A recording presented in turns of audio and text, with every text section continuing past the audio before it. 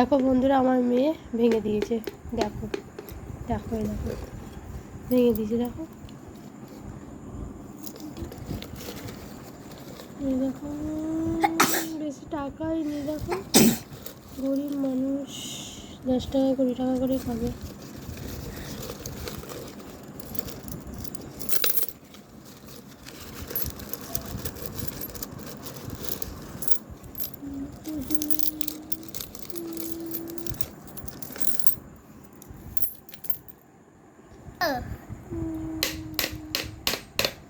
দেখো মেয়ের কাণ্ড, দেখো ভেঙে দিল।